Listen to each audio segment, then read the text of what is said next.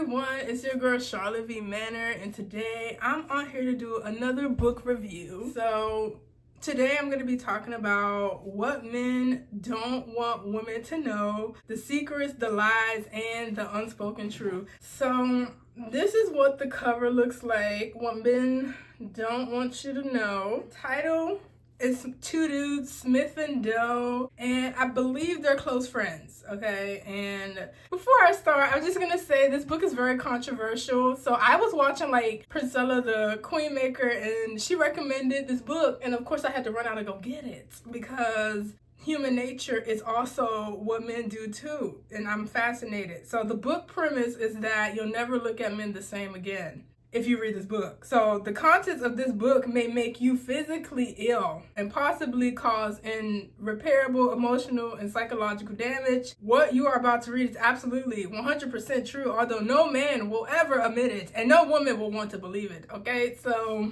yeah, had to start with a disclaimer because they're gonna come out swinging. So while I'm reading this, because I'm interested in what men back then without a filtered thought. So this book is like from the 1950s, and they gonna get into some things. And before I start, I just want to say I read the reviews. There are a lot of women in the reviews saying impossible, this is not how all men think, and if this is how they think, this is what they thought back in 1950. But I'm here to tell you to go watch some of my other content. Oh, I'm clearly riled up because my cat is like, what is happening? I'm sorry, Magic. I did not mean to get you riled up. But back to the story. So it's hard for a lot of women to accept the stuff that I'm putting this down, Magic. This is not for you to play with. So it's hard for a lot of women to accept the contents of this book. But you know me, I believe what men say, okay? I believe what I see men do, and I know clearly I'm in the minority of women because I don't think the book is bad at all. And I'm not gonna give disclaimers for men throughout this review, okay? I'm gonna read this book and listen to what these two white men have to say about what men think. And it's not just the race thing too, because I have Pimpology and I have some Tariq Nasheed books I need to read. So this is the men thing, okay? But just for this, let's just focus on the two white men who wrote the book. The book starts with first a word from Smith and Doe, okay? They claim that men will hate them for writing this book. And I believe them because I did a review on Steve Harvey's book, and men have so much stuff to say about Steve Harvey, despite the book being actually pretty accurate to a lot of men. But the book claims it will tell the secrets men keep, plus the lies they tell when it comes to personal history, sex, fidelity, office life, finances, fantasies, and most important, what they will and won't do for love. Okay, so before you can read the book, it tests you. So Smith and Doe wants to test the woman that is reading the book. So the test to the woman reading, you have to face the most painful reality. So are you ready, ladies? And if you're a man, you can just sit quietly and just watch the review, okay? But for the ladies, the test to see if you're ready for this painful reality. Ready? Okay, I'm about to say it. To all my taken ladies and married ladies, including myself, basically, okay? This is the painful reality. The only reason your man is with you is because at the moment in time, he genuinely believes that he simply can't do any better. And yeah, it's an infutable fact, they claim, okay? So when a man thinks he will lose the best thing he has, he will do anything. Tell a lie, betray a friend, act out a charade to prevent it from happening, I guess the woman leaving. And yeah, that is only the book says until something, which is someone better comes along. So that is the painful test every woman has to like acknowledge. So clearly that did not affect me at all because I went on to read the whole book. So yes, the most painful reality is apparently that every man that's with a woman is with her because that's the best he could do at that time. And something better has not come along yet. And my cat's about to open this door. It's like, okay. Basically, delusional pick-me's. It's time to exit here. The book doesn't say delusional pick-me's. It says something else. But I'm just going to say delusional pick-me's because it's like, I can say that versus the other thing. And so your perception of the men in your life will change forever after reading this book. So yes, let's go through this book together, ladies. So the book comes out swinging because the first chapter was just accepting the painful reality that, you know, the only reason your man is with you, me, any woman is because genuinely that he believes that's the best he could do. Next, man, a sexual animal. Okay, so Smith and Doe says if a man is given the opportunity to engage in sexual relations with an attractive female with no fear of getting caught and little risk of, it don't even say with little risk. Wait, so there could be a risk of, okay, let me just read the thing. So with little risk of transmitted diseases. So she can have a disease. It just has to be of little risk. Okay, caught that. Okay, I don't even catch that the first time. So he will do so always, given to the opportunity without fail. There are no exceptions as long as there is no fear of getting caught and little risk of a transmitted disease. And little risk does not mean no risk. Okay, so I am side-eyeing men on the first chapter. Little risk, ho. Okay, that, what? Okay, but anyway, he goes on to say it begins with the man's anatomy. This is the photo right here.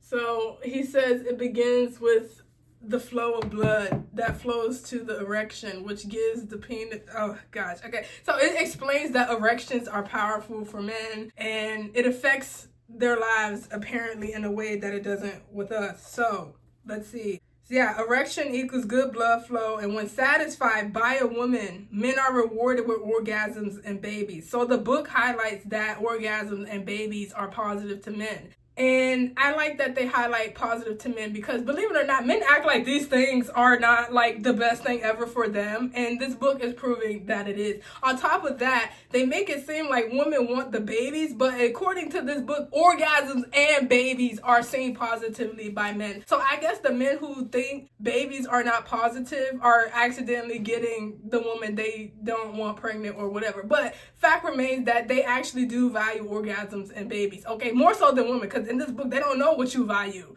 okay? They're saying they don't know and they don't care because as long as they can get these two things from you, they are happy. So yeah, there's that. And then he goes on to use the example of a woman walking down the street, okay? So you, me, a woman is walking down the street and a random man comes up and says, let's have sex. So this book says 99 out of 100 women will run away, will run, scream, call for help, or slap the man. But men, 99 out of 100 will jump on the opportunity to sleep with a random woman, especially if she's attractive and sexy. But it's not always mandatory. So you see what I mean, where I'm just like, oh, so it is a very huge difference in what is prioritized, okay? Because, yeah, so that's why they say little risk in the first chapter, because random woman, I guess, appeals to 99% of men. Whew, good luck out there, ladies. But yeah, I want to go to the chapter where he says it. Oh, get ready for this. So, a man is walking along the same street. His wife could be in the hospital having their firstborn child. She could be in the midst of a heart transplant. She could be having a brain tumor removed or recovering from a terrible car wreck. She could be at their daughter's first dance recital or raising money for cancer victims. The man, them, will continue along the street pondering the thought of his lovely wife when suddenly a woman steps out of a broken down car. She is wearing leather miniskirt and spiked heels. She has long hair and a body like the hottest chick ever. She approaches and taps the man on the shoulder. "Excuse me, sir," she asks softly. "Would you be so kind as to step into the nearest alley so that I may perform oral sex on you, bring you a fantastic orgasm, then never see you again?" Assuming no sores, she's 99% healthy and she doesn't look like she crawled out of the dumpster, but depends. So yeah, he'll take that. And when it's over, he may get her number so they could do it again. And that man will remember this day as the luckiest of his life and will not only touch himself thinking about it, but he'll think about it while he's having sex with the wife. Oh, and by the way, the 100th man. By the way, the 100th man didn't say no. He just thought he was on camera and said no so that his wife would not catch him later. And oh my God. So I hope if you're reading this as a woman, we're all laughing and saying, yeah, good thing we aren't pick-me's anymore because the fuck for, okay, these men are trash. So let's keep going, ladies. So yeah, this is why my channel is the way it is, because I know some people's like, your channel is becoming feminist trash. Boo, I've been thinking this way for a long time and it's time to let it out, okay? So let's continue with the book, okay? So all Smith and Doe is saying is man is sexual animal first. Man is a sexual animal first, but unlike an animal, he has a mind that could reason, lie, and worse for you, fantasize while on top of you. So yeah, women, we really gotta be thinking out here. So the next chapter, men's secret gardens.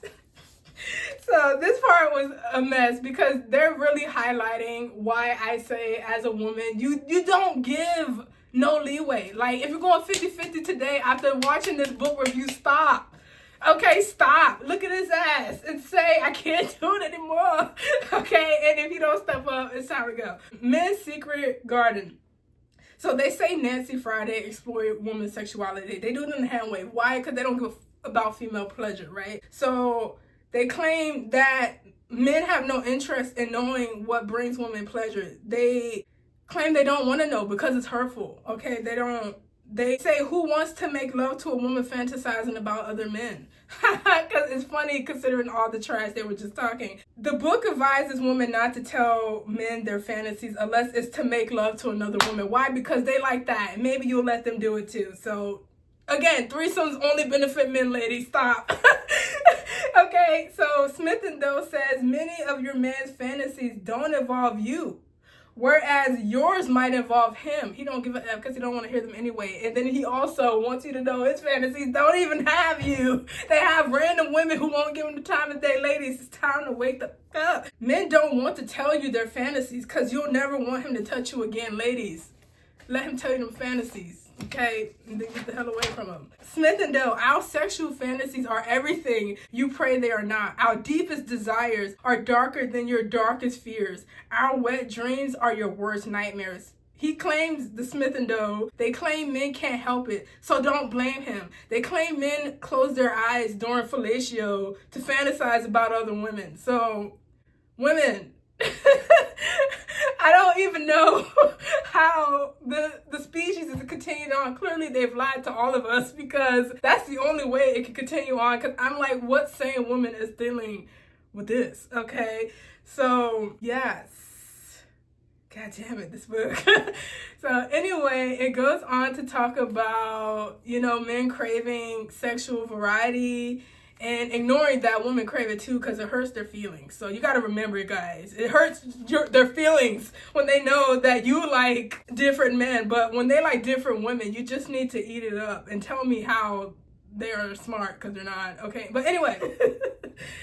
So it says, women should know that a man cannot be sexually satisfied with just one woman. Accept this basic truth and you will understand that an active fantasy allows every man to be a sultan in his own mind, to possess a harem of dream girls who fulfill his every wish, and that's fine. But baby, tell your wife about a Sheer 7 so she can watch her and be smart. You can fantasize about whatever you want. My issue is like these men are feeling this way and demanding women go 50-50. They're demanding all of these things and it's like, you have a problem, sir. Okay?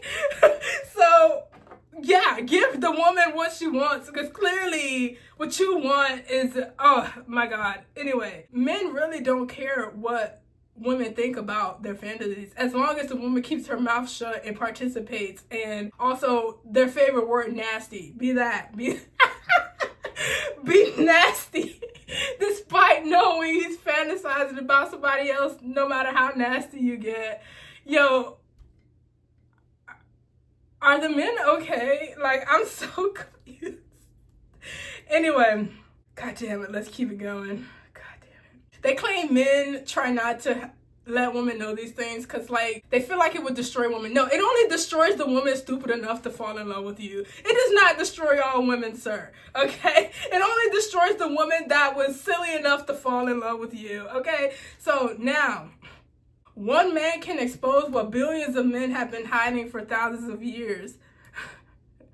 Okay, and the reason they don't tell women is because they don't trust women, because they know women hold the power. So let's keep going. We can't tell the woman because the woman will use it against us. I mean, as she should. Oh my God. Okay.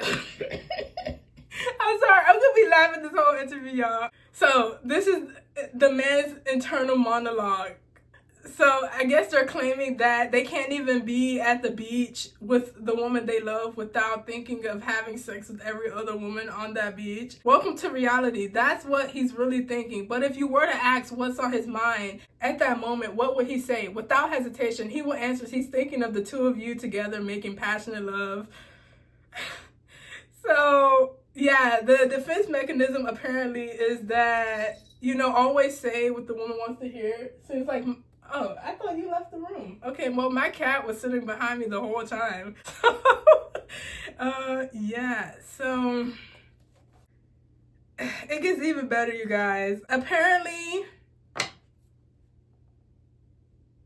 they want you to stop now. So there are parts in the book where they want women to stop and think. So it says, how does it make you feel, reader? At the moment of moments, the moment he loves you the most, he's fantasizing secretly about screwing some girl he doesn't even know, screwing her on your time, using you as a warm, wet stimulant for his nerve endings. That doesn't thrill you, does it? We mean a man is a man, but this is taking it a step too far, right? Then you tell yourself, forget it. He's not going to screw her. It's just his fantasy. Let him have it. Let him get over it. Once he's had his fantasy, it's over. It's gone. Why let it ruin your vacation? And god damn it, I'm borderline asexual, so good luck to y'all who are actually attracted to people. So yeah, on to the next chapter. Loaded versus unloaded, the two basic states of men. So they say complete and repeated genitalia gratification. So yeah, loaded versus unloaded is the two states that men spend their lives between. So the sad truth equals a man spends the bulk of his waking day trying to reach the unloaded state, if you don't know what that is. So yeah, apparently unloaded equals no danger, loaded equals trouble. So Smith and Doe claim the moment men orgasm, they become clear-headed. However clear-headed they could be, I guess. So yeah, they perceive once they've ejaculated all of the unattractive things about you.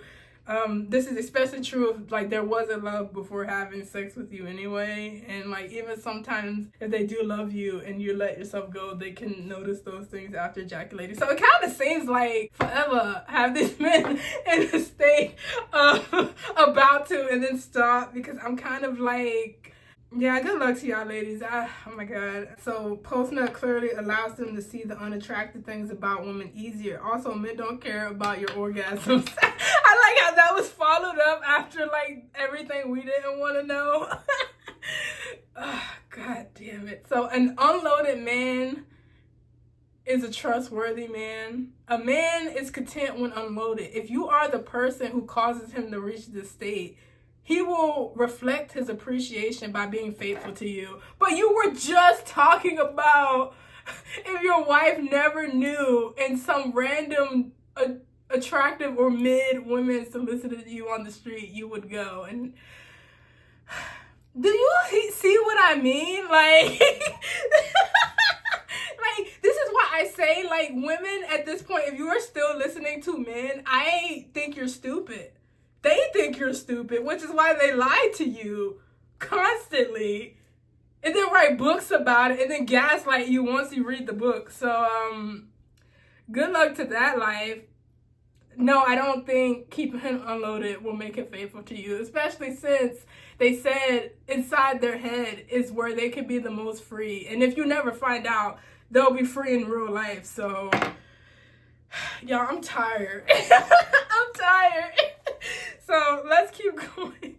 So he says, don't get mad and say, that's the reason he's dating me. That's why he proposed, just for sex. He said, don't get mad. If you think he's with you because he wants to talk to you for the rest of your life, or because you make a bitchin' beef stroganoff, or simply because you are from Venus and he's from Mars, you might as well turn this book in for a refund, which I didn't do because I believe this. I believe it all. Okay, so that's why I know people get upset when I say it, but I'm like, if you know the nature of men and you giving them all these leeway, you deserve what you get in the end.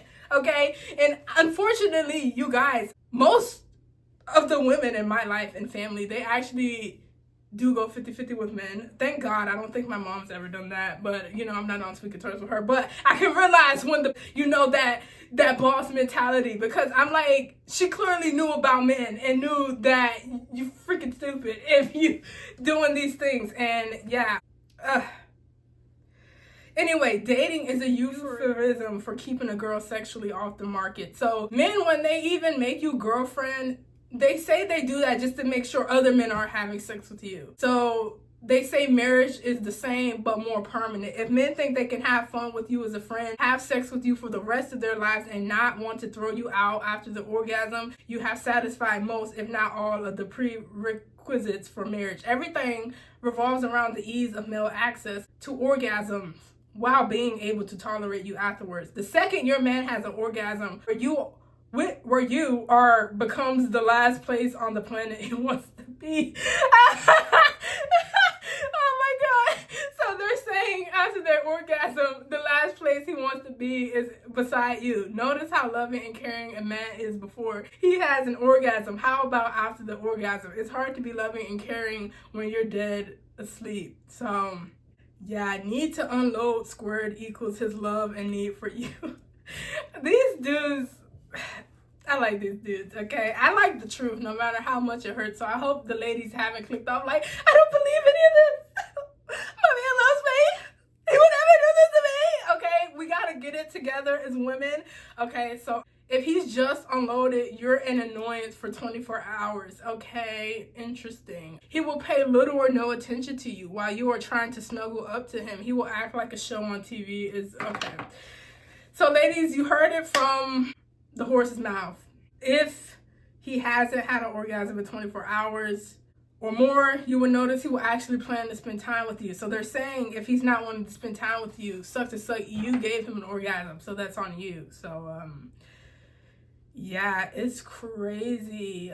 But thanks for telling us, man. And yeah, a gun as opposed to a penis cannot be psychologically loaded. So they spend a good bulk of this chapter talking about sex, the penis, and how important it is to unload him. Which is funny because the chapter before that gives you every reason why you wouldn't want to unload him. But I digress. Maybe this is why hoes exist, you know, Pimpology. I read that book. Maybe this is why these women exist, because sane women such as myself and many other smart women need to outsource this thing, okay? Because I'm like, what the hell? So let's keep it going, you guys. I will say they give us advice on how to get information out of men. So this part is imperative. So clearly men are going to do things that, you know, piss you off, cross your boundaries, hurt your feelings. So they say most men's default is to like deny, keep a distance, not want to engage in miscommunication and things like that. But it's imperative to get the ball rolling, question him. So disarm him. You could do that with sex, but you could do that and waste your fucking time. I'm just jumping into the question. So question him. It's imperative that you force him to discuss what is bothering him. You must not let him shrug it off, because most men will. They will try to, you know them. They will do everything but be held to the fire. So question him. Make sure he tells you what is on his mind, because they have no EQ and relationship skills, a lot of them, and will just try to brush it under the rug and then use it as an excuse to cheat on you later. So Fuck's sake, man. They encourage you to press him on it. He will try to resist. He will say over and over that nothing is wrong, but something is wrong. Something is very wrong. Men feel vulnerable and their feelings get hurt and their egos threatened and they feel distress. So they think betrayal is around every corner because their asses are quick to betray. Do I gotta remind you of the first chapter with the unsolicited sex from the woman? Y'all see, I am tired. Why do they think the world's closing in on them and they literally said out of their own mouth, and my wife never knew I would fucking fuck some dirty ass bitch on the street. Okay. Smith and Doe's patented method of psychologically debriefing your man in an attempt to elicit information, you must assume a vulnerable position because men are intimidated by power. And as a woman, if you approach too powerfully, he will go on the defense. So to get the information, you have to come from a place of vulnerability. That's why I say act naive, but don't be naive. Act dumb, but don't be dumb. Okay, this is where we go wrong when we're acting these things and actually being them.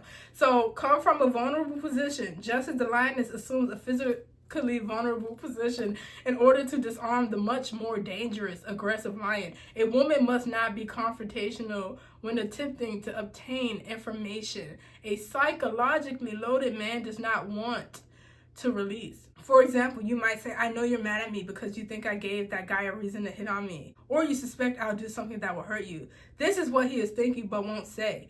If, however, you say it for him, it will break up the mental blockage and free him to speak his mind. Okay, lady? Just know, they want you to have a heart of stone and be able to tolerate a lot, but them, they are fragile.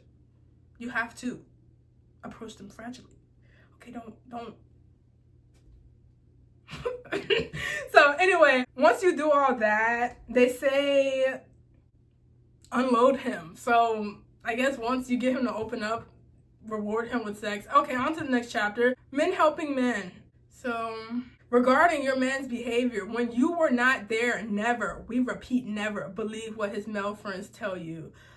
You've heard the term good old boys club. In the military, for instance, the good old boys club is a network of high-ranking male officers who do whatever is necessary to cover one another's asses. So I guess never trust his best friend, never trust the friends of the men, because to them, if they're good friends, they will let him cheat in peace on you, see you and act like everything's normal. So just know when it comes to the brotherhood of man, women might as well give up hope. It will never ever change. Men will cover one another's asses with the most outrageous lies and excuses, but they will never cover a woman's ass. That is with anything more than a minuscule thong from Victoria's Secrets. Okay, ladies, I hope you're taking all of this in and like becoming that bad bee who will never ever give men leeway in life ever. So yeah, half the men you know met their current wives or girlfriends at the office while they were married or already involved. And this is also true outside of the office with men who were married or already involved. You don't get a chance to recall that all those girls at the office were younger and prettier than the wives and girlfriends left behind. That girl in the Snapchat, for instance, is a good 10 years younger than you. And what would you do if you did get a moment to think about those things? You'll grab that snapshot so fast your man and his cohorts wouldn't have time to make up a name for the girl, let alone their whole bullshit story about the love affair. So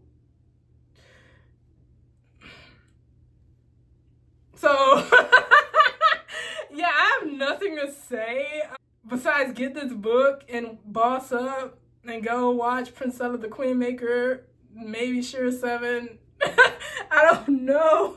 So when you suspect your man of a transgression, you can be 100% sure he is guilty. If any other man comes to his defense, case closed. So if you think he's guilty and you go to the friend and they confirm he's not guilty, bitch, he's guilty. Oh, I love this book. Like, I can't, but I can. So, oh my God, I'm tweaking. My flowers falling out my hair.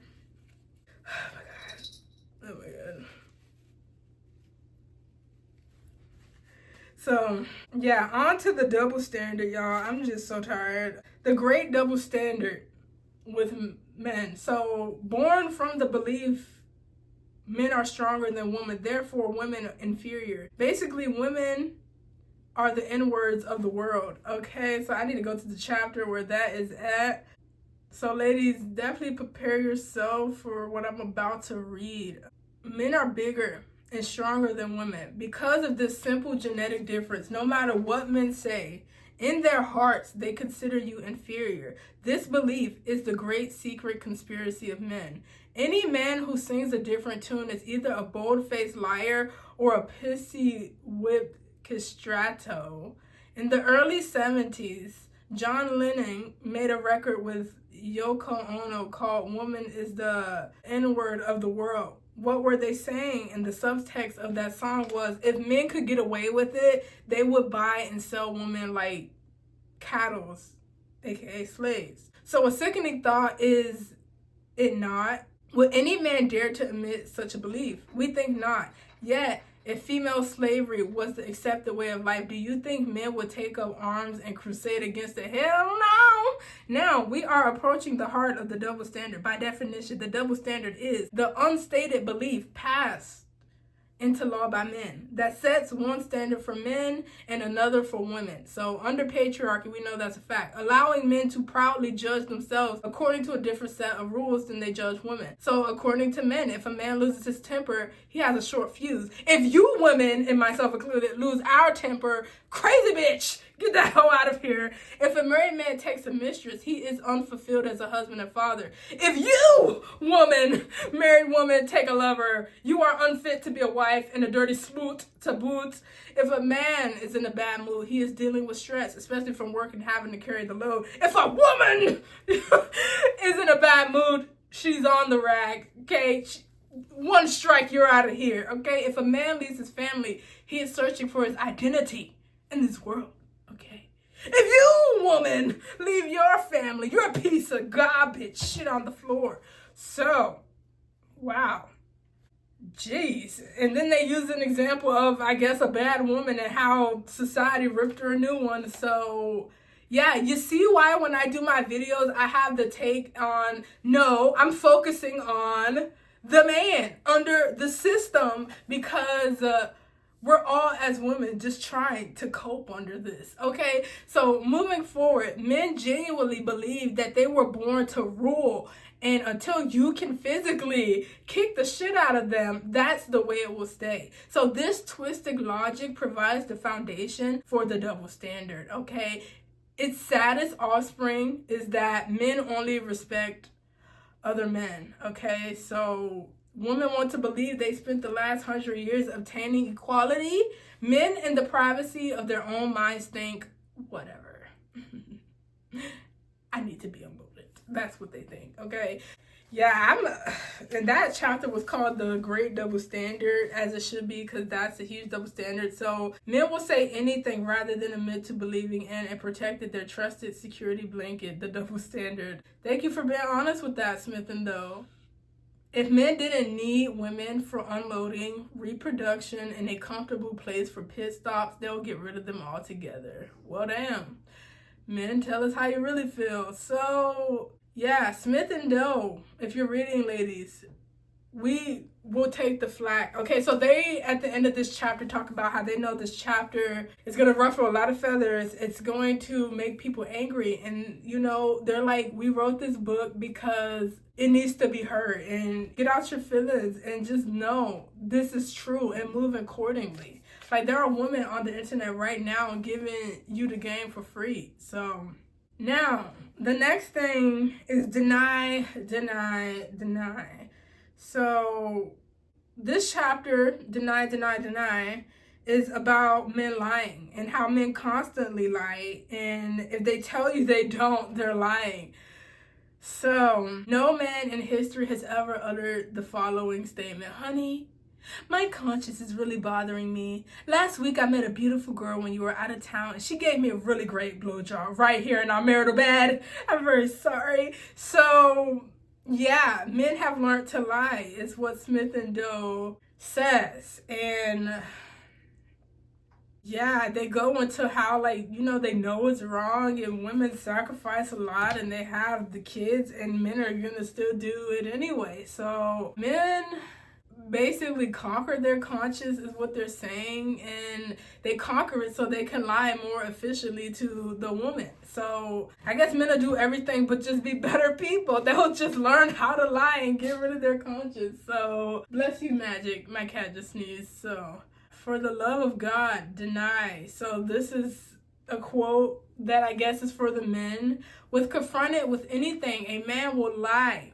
by doctrine, no matter how strong the evidence, no matter how strong the conviction of the accuser. He uses the example of O.J. Simpson, who acted on his male instincts to lie, and so he denied to everyone. And men will deny everything and never relent, and men will never confess, no matter how strong the evidence. Men will quickly turn the tables and make you feel like they are the victim. How do you deal with these facts in your life? So I'm going to pause here and say, I appreciate that not only are they giving us the tea, they give us what we can do as women to protect ourselves. And I guess they did this so they can make money, and they deserve every dollar. Men, it's time to let all the secrets out, okay? There are other men getting rich by telling the secrets, okay? Instead of being, I'm keeping all the secret, women, they don't need to know this. You're losing because these men are getting rich and they're running off into the sunset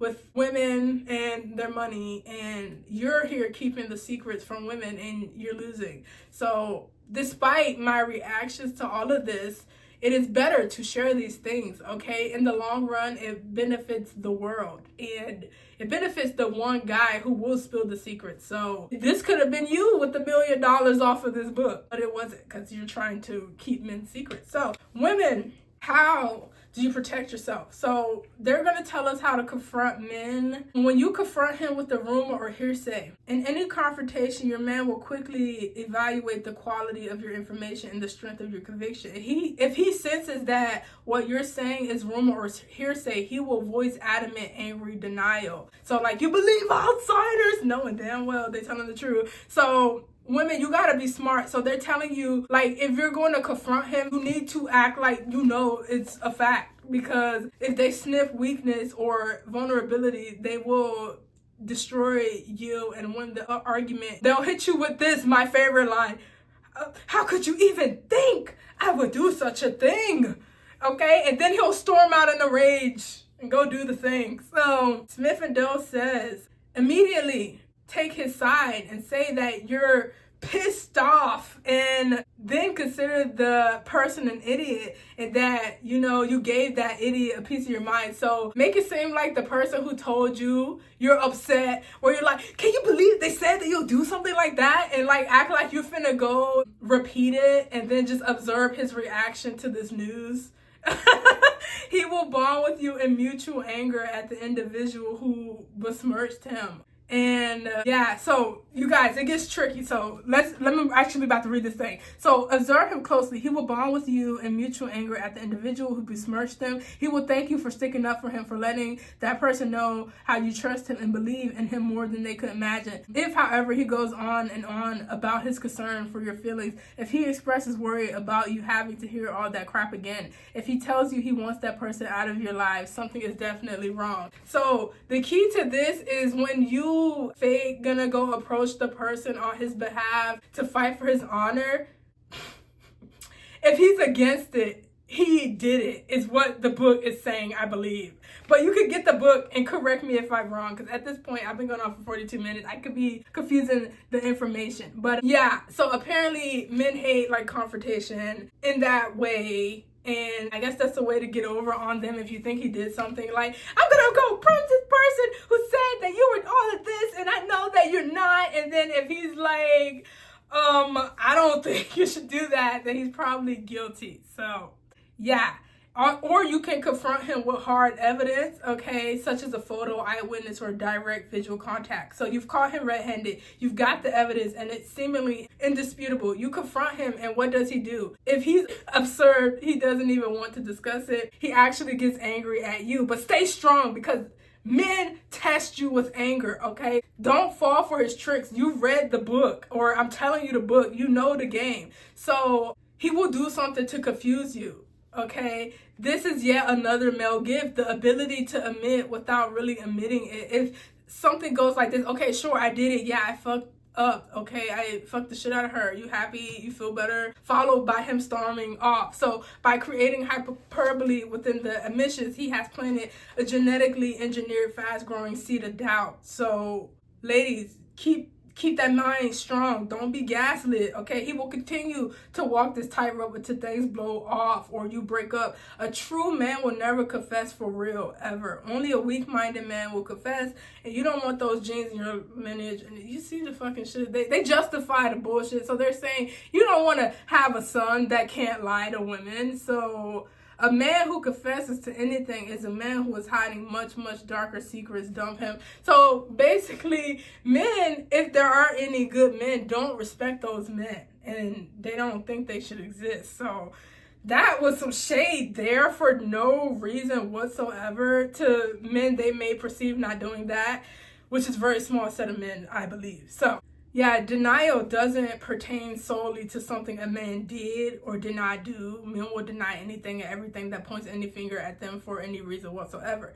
If you mention that a girl is pretty and your man privately agrees with you, he won't admit it because he doesn't want you to think that he even looks at other girls, which is not true for all men. Some men are just blatantly horn dogs and disrespectful, but there's also a thing called omitted denial, which is a man who is passive aggressive. And you guys, I just realized I'm gonna stop right here because I'm tired and this review is long enough. So if you guys want a part 2, I'll do a part 2, but I'm just gonna end the book here because as you can see, it's draining. Okay, so clearly toxic men are draining and learning about their ways are draining too, but we need to know about their ways. But yeah, if you want me to go more into this, just leave a comment, I will. And if not, I'll just leave it here. But yeah, I hope you enjoyed this review. Again, it was what men don't want women to know. And I try to give you guys as much information as possible. If you're still a pick-me at this point, or if you're still believing going 50-50 with most men, you're crazy. And I don't advise it. And good luck out there. Because as we can see, they have a lot of tools to get what they want from you, shackle you, and then go get what they want from other people. So yeah, stay safe out there, ladies. Again, I'm your girl, Charlotte V. Manor, aka Aquarius, and I will see you all in the next video.